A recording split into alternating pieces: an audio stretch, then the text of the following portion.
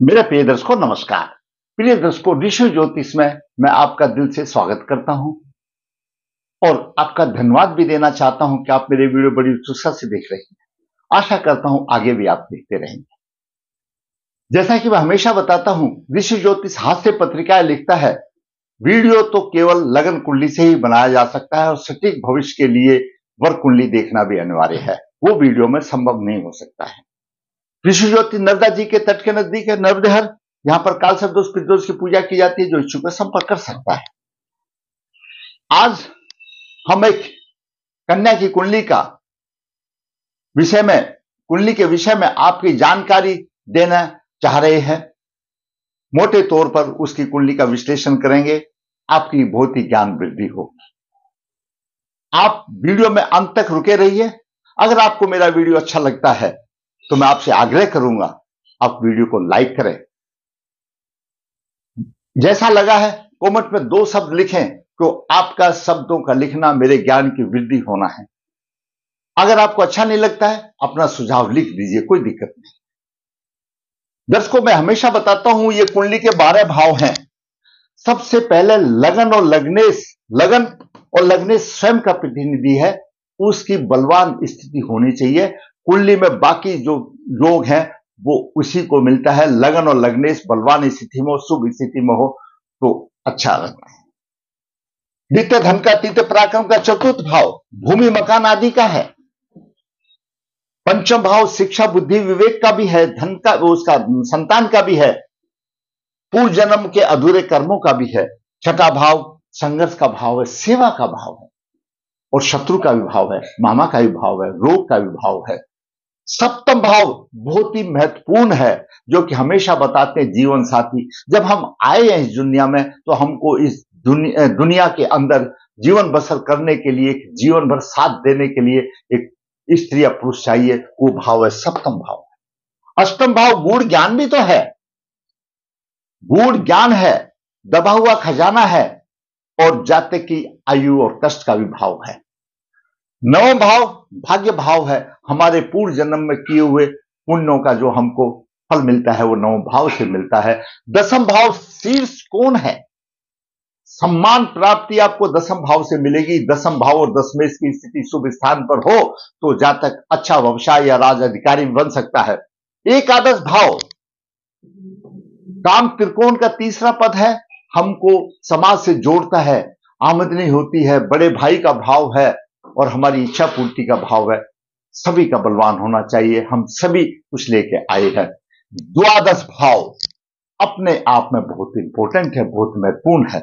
खर्च का भाव है, दंड का भाव है, मोक्ष का भाव है। जो हमने यहां पैदा होकर के जितना कुछ कमाया उस सब को हमने खर्च कर देना है। पैसा ही नहीं, सभी खर्च हो जाती है और मोक्ष का भाव आ जाता है, द्वादश भाव। और आजकल हम सांसारिक जीवन में जी रहे हैं तो हमारे लिए महत्वपूर्ण है खर्च का भाव है और सेवा सुख का भाव है। जैसे मैंने पिछली वीडियो में बताया है, आपकी शादी तो हो जाती है लेकिन अगर सेवा सुख नहीं तो ऐसी शादी का होने का भी क्या फायदा है। कुछ एक चंदों पर विश्वास करेंगे। घरेलू सुखों में कमी, खर्चा अधिक, दाम्पत्य सुख में परेशानी या विच्छेद की भावना, लगन दोष पितृदोष हो जाता है। कन्या का जन्म 3 अप्रैल 2014 शुक्ल पक्ष 4 कृत्तिका चरण 3 गुरुवार को हुआ। दर्शकों, कृत्तिका नक्षत्र अपने आप में एक पावरफुल नक्षत्र है।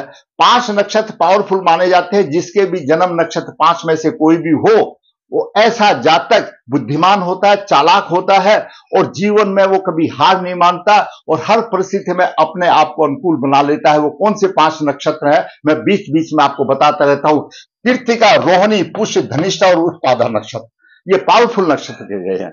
जब जन्म के समय पर आपका चंद्रमा इन नक्षत्र में होता है तो ऐसे जातक बुद्धिमान भी होते हैं, चालाक भी होते हैं और वो कभी हार नहीं मानते परेशानियों से और अपनी कैसी भी परिस्थिति हो अपने आप को उसके अनुकूल बना लेते हैं। इसमें साथ साथ मैं आपको 1-2 चीज और बता दूं। हानिकारक जन्म नक्षत्र पद, कुछ नक्षत्र के चरण है वो हानिकारक हैं। जैसे उत्तरा फाल्गुनी चरण 1, चित्रा चरण 4, अश्लेषा चरण 3, रेवती चरण 3 और कृत्तिका चरण 2 और 3। इन नक्षत्रों के ये हानिकारक चरण हैं। ये परेशानी देते हैं माता पिता को। कैसे? अगर पुत्र है, अगर इन नक्षत्रों में पुत्र का जन्म है तो पिता के लिए हानिकारक हो जाता है, और कन्या का जन्म है तो माता के लिए हानिकारक हो जाते हैं। कौन से चरण? उत्तरा फाल्गुनी चरण 1, चित्रा चरण 4, कृत्तिका चरण 2 तथा 3, अश्लेषा 3 और रेवती चरण 3। ये मैं बीच में फिर भी कभी आपको बताता हूं। आगे बात करेंगे, आपकी कुंडली किसी भी लगन की हो, अगर शुक्र और सप्तमेश पर यहां पर अशुभ प्रभाव है तो विवाह में परेशानी आएगी, चरित्र बल कमजोर होगा और दांपत्य कलह के भी कारण बन सकते हैं, परेशानियां आ जाती है। और सप्तम भाव में किसी राशि में भी शुक्र हो तो विवाह में परेशानी आती है, कामुक प्रवृत्ति का होना, एक से अधिक संबंध आदि जोड़ना, यानी तलाक हो जाना, ये सारी चीज, विधवा भी हो जाना, ये सारे उल्टे पुल्टे ग्रहों की स्थिति के अनुसार से समझे जाते हैं। ऐसा नहीं है कि इसमें है, मतलब कुल मिलाकर के ये कहो कुछ ना कुछ परेशानी वाली बात दे देता है सप्तम। और सप्तमेश पर भी अशुभ प्रभाव हो तो जीवन साथी का चंद्रमेश कमजोर हो जाता है। और लगन और सप्तम भाव का स्वामी परस्पर छठे आठवें स्थान में हो तो दांपत्य कलह भी हो जाती है और परित्याग की भावना भी आ जाती है। ये सब हमने ऐसा देखा हुआ है, अनुभव में देखा है। आगे बात करेंगे, जात्रिका कौन से फील्ड में जाए तो उसको अच्छा होगा। सिंह लगन हुआ, सिंह लगन के 18 डिग्री, द्वितीय भाव में मंगल 26 डिग्री लेगा, तृतीय भाव में Rahu 5 degree 18 minute, Shani 28 minute लेकर के उस राशि में वक्री है, नीच का फल देगा। सप्तम भाव में शुक्र 3 डिग्री 24 मिनट लेकर के, बुध 28 डिग्री लेकर के, बुध और शनि मृत अवस्था में, और अष्टम भाव में मीन राशि में सूर्य 19 डिग्री लेकर के, लग्नेश सूर्य है, अष्टम भाव में है। अष्टम भाव में सूर्य होना, अष्टम भाव में लग्नेश होना, सामान्य तौर पर यह बोल लीजिए, अष्टम भाव में लग्नेश होना अपने आप में चरित्र बल कमजोर कर देता है, क्यों? अष्टम भाव गुप्त अंगों का भी भाव, अष्टम भाव गूढ़ ज्ञान भी है, उसको ज्ञान तो होगा। और मीन राशि में है, मीन राशि तो ज्ञान का भंडार है, गुरु की राशि है, लेकिन स्थान बस मजबूर होता है, वह ऐसा कोई भी बालक हो, चाहे पुरुष हो या स्त्री हो, उसका ध्यान भटक जाता है। क्यों? जहां गूढ़ ज्ञान है वहां पर एक गुप्त अंगों का भी वो स्थान है, और लग्नेश का वहां बैठना थोड़ा सा अशुभ माना जाता है। आगे बात करें, 9 भाव में केतु 5-18, चंद्रमा उच्च राशि का है, 12 भाव का सामने उच्च राशि का चंद्रमा है। आपकी कुंडली चाहे किसी भी लगन की हो, अगर 12 भाव का स्वामी कहीं पर भी इस कुंडली में उच्च राशि में हो तो एक नया पैसा नहीं रुकेगा, खर्चा अधिक हो जाएगा, उसमें कोई दो राय ये होगा। सिंह लगन का शरीर मजबूत होता है, परंतु इनको गुस्सा कम आ जाता है, और आ जाता है तो हमेशा कठिनाई, हमेशा मुश्किल से शांत होते हैं, स्वभाव वैसे गंभीर होता है, और अपने आप को परिस्थिति के अनुसार ढालने की क्षमता भी रखते हैं, अनुशासन प्रिय होते हैं, आत्मविश्वासी होते हैं, और अपनी भावनाओं पर कैसे नियंत्रण रखना चाहे वो अच्छी तरह से जानते हैं। इनका शासन करने की अद्भुत क्षमता होती है, ये शासन भी कर सकते हैं, अधिकारी भी बन सकते हैं। सफलता जब उनको मिल जाती है तो आलसी भी हो जाते हैं, और इनको संतान थोड़ी सी कम होती है, लेकिन होती है तो कुलदीप होता है, अच्छी होती है। वो सिर्फ एक लग्नेश का प्रभाव है। बात करें अब लग्नेश अष्टम भाव में है, जैसे मैंने बताया लग्नेश अष्टम भाव में है तो थोड़ा सा दिक्कत आएगी, क्योंकि बंधन सा महसूस करता है, आलसी होता है, नेत्र रोग हो सकते हैं, जीवन में परेशानी का सामना करेगा, कुटुंब से परेशानी होगी, धन की हानि होगी, और धन संग्रह नहीं हो पाता है, कोशिश तो बहुत करेगी, धन के संबंध में हमेशा सोचता रहेगा, और इसका दबा हुआ खजाना, लॉटरी आदि से ये सोचता रहेगा कि मैं धन की कैसे वृद्धि करूं, लेकिन ऐसा होना बड़ा मुश्किल है, और जहां तक चरित्र बल भी कमजोर हो जाता है अष्टम भाव में। अब बात करें चंद्रमा की, चंद्रमा उच्च राशि में है, 10वें भाव में है, अम्ला कीर्ति योग भी बन रहा है। घरेलू कुछ साधन में कमी होगी, क्योंकि चंद्रमा नीच दृष्टि से देख रहा है, यहां पर घरेलू शादियों में तो कुछ कमी होगी, वह माता पिता बच्चे घरेलू परिवारों की आवश्यकताओं की पूर्ति नहीं कर सकता, और उसको कर्ज लेना पड़ेगा, और हमेशा कर्ज में डूबा रहेगा, और माता पिता आदि का सहयोग भी नहीं मिलेगा, क्योंकि यह चतुर्थ भाव माता घर दृष्टि का है, और यहां पर चंद्रमा नीच दृष्टि से देख रहा है, तो इसमें समस्या रहेगी, हीन भावना का शिकार हो जाएगा। और जैसे मैंने पहले बताया, अगर 12 भाव का स्वामी, यहां पर 12 भाव का स्वामी चंद्रमा यहां पर है तो खर्च अधिक होगा। मंगल की बात करें तो मंगल कारक ग्रह है, त्रिकोण और केंद्र का स्वामी है, द्वितीय भाव में मंगल है, मंगल कारक ग्रह। धन कुटुंब में कुछ सुख मिलेगा, परंतु माता भूमि के सुख में कमी रहेगी। शिक्षा संतान में, क्योंकि मंगल चौथी दृष्टि से यहां पर देख रहा है, शिक्षा संतान में अच्छा उसको फायदा रहेगा और धर्म और भाग्य की वृद्धि करेगा। क्यों? अष्टम दृष्टि से भाग्य को देख रहा है और मंगल के ऊपर सूर्य की है, सूर्य लग्नेश है, आप एक दूसरे से सब में है, वो अच्छा रहेगा। तो सूर्य हमेशा उजाला देता है, प्रकाश देता है जिसको भी देखता है, और आंख में रोग होंगे, साधारण सुखी रहेगा आदमी। अब बात करें बुध, बुध 10 को दोनों भाव धन के भाव है, द्वितीय भाव भी एकादश भाव भी, धन भाव का स्वामी सप्तम में है और बुध की दृष्टि लगन पर है। जीवन साथी सुंदर होगा, क्यों? बुध तो ज्ञान है, बुद्धि है, और सप्तम भाव में जीवन साथी सुंदर होगा, समझदार होगा, व्यवसाय के पक्ष में लाभ होगा, सुंदर शरीर, बुद्धिमान, विवेक शक्ति अच्छी होगी, क्योंकि बुध लगन को देख रहा है। और धन से सुखी रहेगा, विवेकी रहेगा और प्रतिष्ठावान बनेगा, क्यों? बुध उसको दे रहा है, लगन को देख रहा है, बुद्धिमान बना रहा है। ऐसी बालिका बुद्धिमान भी होगी। अब बात करें गुरु की। गुरु दर्शकों पंचम भाव का स्वामी है, मूल त्रिकोण राशि पंचम भाव में, अष्टमेश भी है, थोड़े अष्टमेश के भी देगा, एकादश भाव में है। और आज जैसे कि गुरु राशि परिवर्तन हो रहा है 14 तारीख को, मिथुन राशि में जा रहा है, और इसका तो पहले से ही मिथुन राशि में है। आमदनी अच्छी होगी, आमदनी अच्छी होगी, और क्या नाम है, एकादश भाव में है, धन की कोई कमी नहीं होगी। भाई बहन से मतभेद जरूर होगा, पंचम दृष्टि से देख रहा है यहां पर, भाई बहन से मतभेद तो उसका जरूर होगा, उसमें कोई दो राय नहीं। लेकिन संतान शिक्षा के भाव को सप्तम दृष्टि से देख रहा है, कुछ अष्टमेश है, कुछ परेशानियां होगी।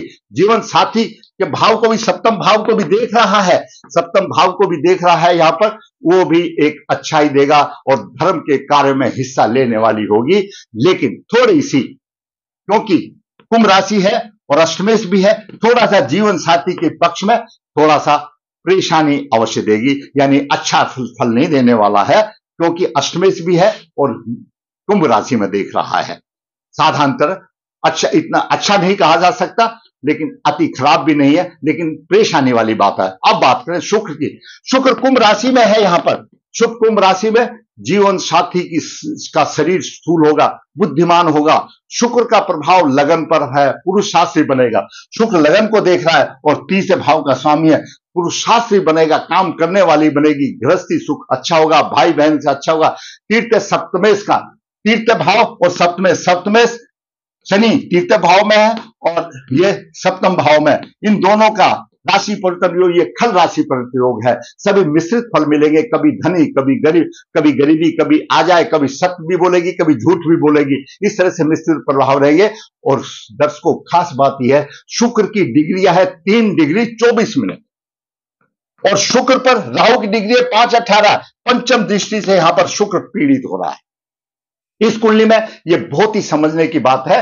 शुक्र की डिग्री 3:24 है, राहु की 5:18 है, बिल्कुल सीधा राहु शुक्र को मार रहा है। गुरु नवम दृष्टि से देख रहा है, लेकिन गुरु की 17 डिग्री है और 14 डिग्री का अंतर है। उसका प्रभाव शुक्र पर नहीं पड़ रहा, पूरे भाव पर तो पड़ रहा है, लेकिन शुक्र पर नहीं पड़ रहा। शुक्र पर प्रभाव, तीसरा प्रभाव जो राहु का है, वो तीव्र प्रभाव पड़ रहा है। तो राहु की 5 डिग्री, शुक्र की 3:24 डिग्री है, तो मति भ्रम हो जाएगी।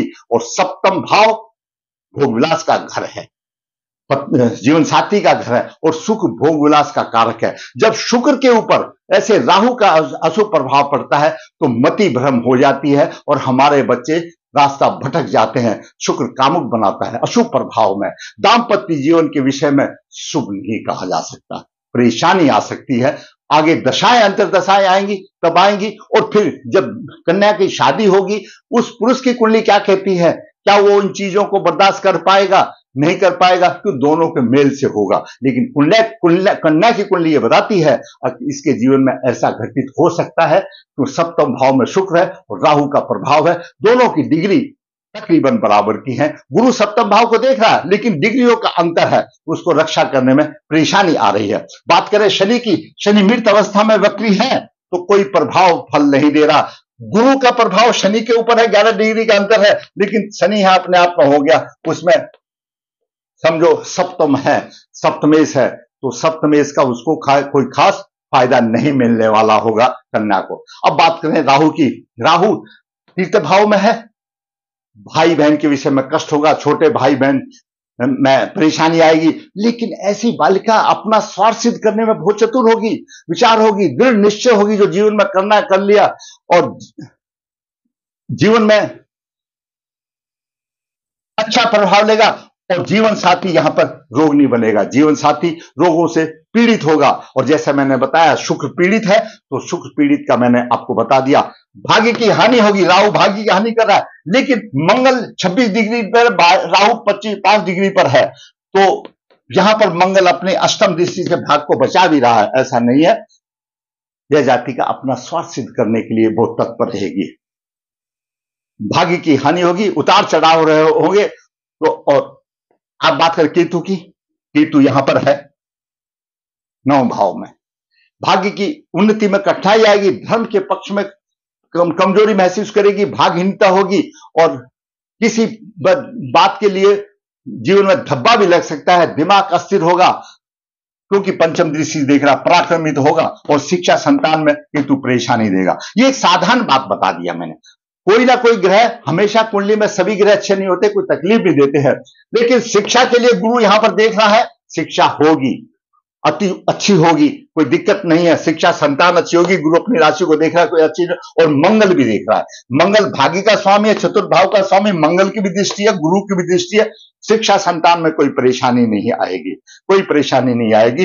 लेकिन लग्नेश शनि अष्टम भाव में है, सप्तम तीर्थ भाव में, दोनों एक दूसरे से छठे आठवें हैं, जैसे 1 2 3 4 5 6, शनि से लग्नेश छठे आठवें में है, और लग्नेश से शनि अष्टम आठ में है, इसको बोलते हैं शताष्टक योग। जीवन साथी के साथ ग्रह युद्ध होगा, और परित्याग की भावना भी आ सकती है। तो इस कुंडली में दो चीजें अशुभ आ गई, एक तो शुक्र पीड़ित हो गया राहु से, और दूसरा सप्तमे से लग्नेश का शताष्टक योग हो गया। ये बड़ी दिक्कत वाली बात आ गई है, इसका उपाय के लिए अभिभावक को सोचना पड़ेगा। जातक जाति का 10वें भाव में वृषभ राशि है, और शुक्र स्वामी है, शुक्र कंप्यूटर का भी कारक है, शुक्र वकालत का भी कारक है, और चंद्रमा वहां पर है, और चंद्रमा से 10वें स्थान पर, चंद्रमा भी एक लगन है, चंद्रमा से 10वें स्थान पर शुक्र 80 स्थान पर लग्नेश है, उच्च अधिकारी भी बन सकती है, तकनीकी भी बन सकती है, और LLB भी कर सकती है, और अगर व्यापार करना चाहे तो शुक्र संबंधित अच्छे वस्त्रों का, मतलब कीमती वस्त्रों का व्यापार कर सकती है, घर की सजा धजा का भी वो कर सकती है, तो उसको अवश्य फायदा होगा, ये फायदा होगा। अब बात करते हैं, हमने इस कुंडली का अध्ययन किया, हमको दो चीजों की इसमें कमी की दी, एक तो लग्नेश और सप्तमे छठे आठवें भाव पर है, दूसरा शुक्र पर राहु का प्रभाव है, ये बड़ी सबसे बात आई, और दूसरा लग्नेश अष्टम भाव में है। ज्ञानी तो होगा क्योंकि सूर्य है और मीन राशि में, लेकिन ज्ञानी जैसा मैंने बताया कि भाई अष्टम भाव गूढ़ ज्ञान है, ज्ञान तो होगा, लेकिन ज्ञान के साथ साथ अष्टम भाव में हमारे विद्वानों का ये मत रहता है कि अष्टम भाव गुप्त अंगों का भी भाव है, उसका दिमाग गुप्त अंगों की तरफ भी ज्यादा जाएगा, और जिसका जाएगा तो पथभ्रष्ट होगा। तो इन सब का उपाय करने के लिए प्रबल पितृदोष है, पितृदोष का निवारण करें यहां पर, और सूर्य का फिर धारण करें, और ऐसी जाति का विवाह से पहले दोष निवारण करके पितृदोष को निवारण करें, और कुंभ विवाह करे, फिर योग वर के साथ विवाह करे, तो उसका जीवन की सफलता की कुछ आशा की जा सकती है। तो एक होनहार कन्या है, मैंने उसके लिए आपको इतने सारे जो योग है, मैंने एक ही कुंडली में आपका मार्गदर्शन किया, और चंद्रमा की महादशा चल रही है अभी, और चंद्रमा उच्च का है, 26 तक है, अच्छी रहेगी, द्वादश भाव का तो है, लेकिन ये भी साथ साथ है, चंद्रमा और सूर्य को स्थिति का दोष कम लगता है। अगर आपको ये मेरा वीडियो अच्छा लगता है तो मैं कहूंगा आप लाइक करें, शेयर करें, किसी बच्चे का मार्गदर्शन होगा, राह भटकने से बचेगा। ऐसा समय आने से पहले, देखिए दर्शकों, कोई भी स्थिति है, जैसे हम बताते हैं अब भाई ये बालक ऐसा होगा ऐसा होगा, ये देश काल परिस्थिति पर ध्यान देता है। अगर मान लिया अगर कोई बच्चा ऐसा है, अब उसको इधर उधर घूमने में अभिभावक सोचता है, तो ऐसी परिस्थिति पैदा होने से पहले उसको काबू कर लेना चाहिए, तो वैसे अशुभ योग घटेंगे नहीं, उसमें फर्क अवश्य पड़ जाएगा। ये अब हमने खूब अनुभव में देखा कि हम तो रोज पत्रिका ही तो देखते हैं, यही तो काम है हमारे पास, तो परिस्थिति ऐसी पैदा नहीं होने दे, उसका उपाय करें तो कहीं कुछ नहीं होगा और प्रभु का नाम ले। आपको वीडियो अच्छा लगा तो लाइक करें, शेयर करें और जिससे मेरा चैनल सब्सक्राइब नहीं सब्सक्राइब करें ताकि आने वाली ऐसी वीडियो आपका मार्गदर्शन करती रहे। धन्यवाद।